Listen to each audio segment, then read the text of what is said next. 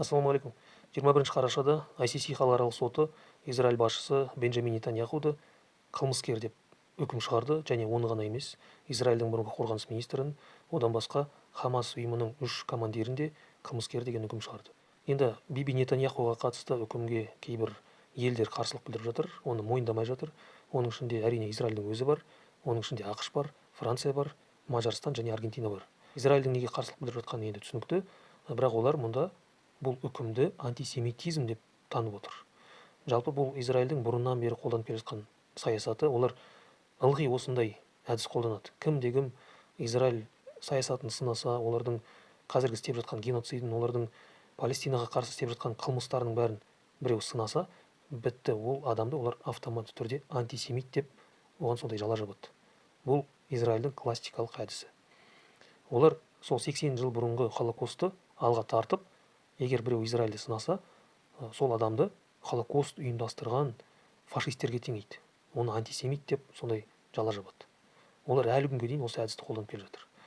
Сіздерге мен түсінікті болу үшін біздің Қазақстаннан бір салыстырмалы мысал келтірейін. Егер кім қазақ тілді қоғамның құқығын қорғаса, қазақ тілін қорғап жатса, немесе ұлттық идеологияны насихаттаса, ол адамды біздің қоғамдағы кейбір топтар және біздің билік ол адамды автоматты түрде нацист немесе русофоб деп айыптайды. Бұл да тура сол сияқты. Енді Израильдің неге үйтіп істеп жатқаны түсінікті, өйткені олардың басшысы. Ал енді басқа елдерді алсақ, мысалы Америкада президенттің өзі Джо Байден бұл шешімге өзінің келіспеушілігін білдірді. Ол қатты наразы болды, және бұл үкімді ол ағылшынша outrageous деген сөзбен сипаттады. Outrageous дегеніміз енді қазақша қалай айтуға болады? Наразылық тудыратын деп айтуға болады, иә? Орысша возмутительно дейді ғой. Және ол да бұл үкімді антисемитизм деп отыр. Және ол кісі қазіргі Израильдің істеп жатқан, Ғазадағы істеп жатқан қылмыстарын геноцид емес деп отыр. Ол геноцидті мойындамай отыр. Біліп қойыңыздар, біз халықаралық соттың Израиль басшысын тұтқындауға қатысты үкімнен бас тартамыз. Естеріңізде болсын, Израиль өз тұрғындарын қорғау үшін қолынан келгеннің бәрін істейді. Және мынаны біліп қойыңыздар, халықаралық соттың айыптағанына қарамастан, Израильдің істегенін біз геноцид деп санамаймыз. Біз ол айыпты мойындамаймыз. Одан басқа, ақштағы Линдси Грaham деген сенатор, ол да бұл үкімге қарсы. Егер кім біздің серіктестеріміздің ішінде, мысалы Канада бар, Еуроодақ бар, бұлардың ішінен кім осы үкімге бағынса, автоматты түрде біз ол елге санкция саламыз деп отыр. Осылай ақш мемлекеттік деңгейде, ең жоғары деңгейде халықаралық қылмыскерді қорғап отыр. Енді Мажарстан президенті ол да бұл үкімге қарсылық білдіріп, оны мойындамай, Мажарстан Еуроодақ мүшесі болса да, олар халықаралық соттың үкімін мойындамай отыр. Сонда Мажарстанның, кешіріңіздер, президент емес, премьер-министрі Виктор Орбан бұл үкім біздің елде жүрмейді деді. Сөйтіп, Нетаньяхуды ол Будапештке қонаққа шақырды. Біз бұл үкімді мойындамаймыз деді. Будапештке келіңіз, емін-еркін өзіңізді қонақта жүргендей сезініңіз деп, осылай ашықтан ашық осындай қарсылық білдіріп отыр. Одан басқа, Аргентина президенті Хавьер Милей, ол да бұл үкімді қатты сынады, және оны халықаралық әділдікті бұзу деп танып отыр. Ол осы халықаралық сотты ғана емес, Біріккен ұлттар ұйымын да сынап отыр. Және Біріккен ұлттар ұйымының 2030 жылғы бағдарламасын олар мойындамаймыз деді. Біз ол бағдарламаға бағынбаймыз деді. Біз өзіміз жеке ел болып, Біріккен ұлттар ұйымынан бөлек өз саясатымызды жүргіземіз деді. Бүгіннен бастап Аргентина саяси нейтралитетінен бас тартып, өзі саяси бір жолды бастайды, және басқа елдерді бізге қосылуға шақырамыз деді. Яғни олар Біріккен ұлттар ұйымын қазір мойындамай отыр. Олар Біріккен ұлттар ұйымынан бөлек еркін ұлттар лигасын құруды жоспарлап отыр. Және Франция мемлекеті де бұл үкімге қарсылық білдіріп отырды. Олар бір қызығы, осыдан бір жыл бұрын Ресей президенті Путинді тура сол сияқты халықаралық сот қылмыскер деп таныған кезде, Франция ол кезде ешкім әділдіктен жалтармау керек, бұл үкімге бәрі бағыну керек деп айтты. Ал енді Израильдің басшысына келгенде, жоқ, оның бұл үкімге иммунитеті бар деді. Сөйтіп олар осында екіжүзділік танытып отыр. Осының бәрі нені көрсетіп отыр? Осының бәрі ең бірінші, осы халықаралық ұйымдардың ешқандай күші жоқ екенін білдіріп отыр. Ол Біріккен ұлттар ұйымы бола ма, ол халықаралық сот бар ма, олардың бәрі жай ғана формалды ұйымдар екенін білдіріп отыр. Олардың ешқандай күші жоқ, олардың үкімдері жүрмейді. кім қайдағы бір кішкентай Мажарстан ашықтан ашық қарсылық білдіріп отыр, ешкім оларға қарсы сөз айта алмайды. Қайдағы бір Аргентина, кім көрінген бұл үкімдерге қарсылық білдіріп жатыр. Кішкентай Израильдің өзі мойындамай отыр да. Және осының алдында Путинді олар қылмыскер деп үкім шығарған кезде Путин Монғолияға барды, Монғолия ештеңе істеген жоқ. Содан кейін Астанаға келді. Бізде тіпті енді оны құшақ жая қарсы алып, табанын жалап, оны көкке көтеріп, кәдімгідей құдайдай қарсы алды ғой оны. Сонда осының бәрі нені көрсетіп отыр? Халықаралық соттың үкімі бәрі жай ғана формалды нәрсе екенін көрсетіп отыр. Путин бола ма, Биби Нетаньяху бола ма, оның бәрі жай ғана бір ойыншық сияқты да, ол сот үкімі деген бәрі бір ойыншық болып қалды. Ешкім ондай нәрсені қазір бір серьезный нәрсе деп қабылдамайды да. Бұл бір. Екінші, осының бәрі батыс әлемінің, батыс саясатының екі жүзді екенін тағы бір мәрте көрсетіп отыр. Батыс саясаты әрқашанда екі жүзді болған. Олар өздеріне ыңғайлы болған кезде адам құқығы, бостандық деген сөздерді жиі айтады. Біз демократия орнатамыз деп, тып-тыныш жатқан бейбіт елдердің тыныштығын бұзып, соларға әскер кіргізіп, астан-кестеңін шығарады да, сөйтіп демократия орнатамыз дейді. Ал енді өздеріне ыңғайсыз болған кезде олар оның бәрін мойындамайды. Олар демократияны аттап өтеді. Олар ешқандай әділдікті ұстанбайды. Олар халықаралық қылмыскерлерді қорғайды. Яғни батыс әлемі ылғи осында екі жүзді саясат ойнайды. Сол Американың, Европаның, олардың демократия, адам бостандығы, құқығы деп жүрген бәрі өтірік, оның бәрі көз бояушылық. Олар оның бәрін өздерінің ыңғайына қарай бұрмалайды. Бізге осыны түсінетін уақыт баяғыда келді. Бірақ әлі күнге дейін біздің қоғамның басым бөлігі солардың өтіріктеріне сеніп жүр. Солардың демократия деп жүрген сөздеріне әлі алданып жүр. Соларға бір үміт артып, ол елдер, Америка, Европа, олар әлемде әділдік орнатады, олар демократия үшін күресіп жатыр, олар Ресейге қарсы күресіп жатыр, Қытайға қарсы күресіп жатыр деп, сондай бір ертегілерге сеніп, сондай кішкентай баланың әңгімесін айтып жүрді біздің қоғам әлі күнге дейін. Осының бәрін баяғыда түсінетін уақыт болды. Ешкімге сенуге болмайды. Әсіресе батыс елдеріне, Америка, Европа сияқты елдерге ешқашан сенуге болмайды. Олардың саясаты нағыз зымиян, екі жүзді саясат. Тағы бір айта кететін жайт, халықаралық сот былтыр Владимир Путинге үкім шығарған кезде оны соғыс бастаған үшін емес, адамдарды өлтірген үшін емес, қырып жойған үшін емес, геноцид үшін емес, оны тек бала ұрлаған үшін ғана айыптады. Бұл енді барып тұрған өрескелдік. Қалай сонда соншама қылмыс істеген адамды, олар сол қылмыстардың бәріне көз жұмып, оған тек бір ғана айып тағып отыр, ол бала ұрлау.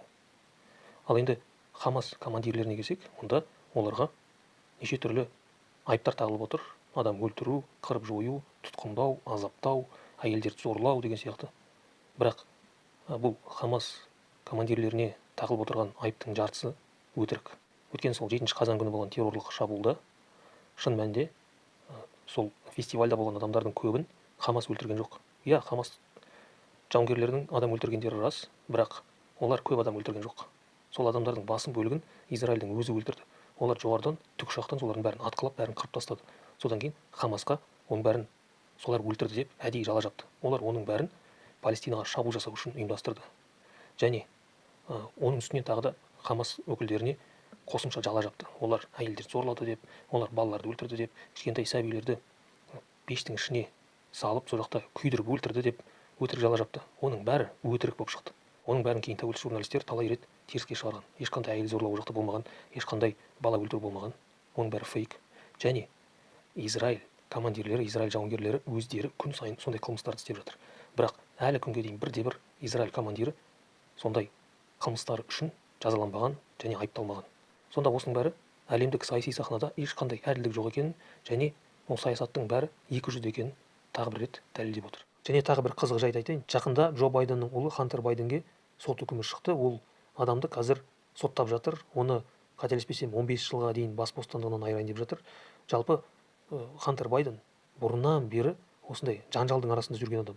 2014 жылы ол Украинадағы газ өндіретін Буризма деген компанияның басшысы болды. Сол кезде үлкен жемқорлық жанжалдарға сол кісінің басы іліккен.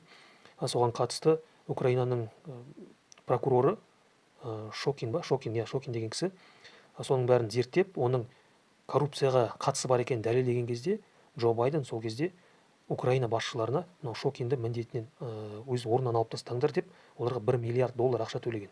Сөйтіп оларға сондай тапсырма берген. Содан кейін олар Шокинді алып тастаған.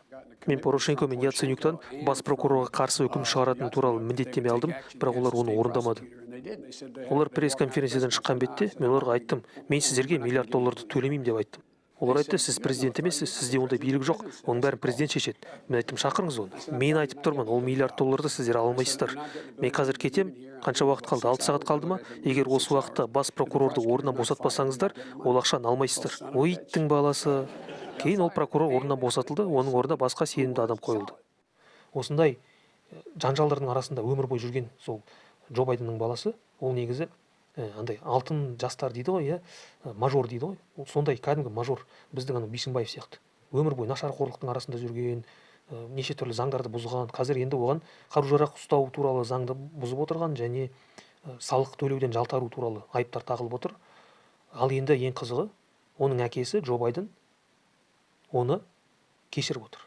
Сонда Джо Байден осының алдында бірнеше ай бойы, бірнеше мәрте ол қайталап айтқан, мен ұлымды кешірмеймін деді. Ол басқа адамдар сияқты әділ жазасын алады деді. Мен оның ісіне араласпаймын деді. Бірақ соған қарамастан, ол енді өзінің ұлына амнистия жариялайтын қағазға қол қойып отыр. Сөйтіп өзінің уәдесін бұзып отыр. Және ең бастысы, ол әділдікті бұзып отыр. Бізде қазақ халқында оған қатысты мақал бар. Тура биде туған жоқ, туғанды биде иман жоқ деген. Бұл мақал не білдіреді?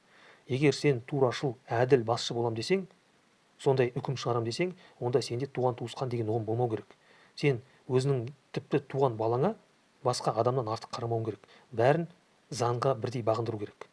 Егер сен өз туған туысқандарыңды заңнан жоғары деп санасаң, онда сенде иман жоқ деген сөз. Туғанды биде иман жоқ деген сөз осыны білдіреді.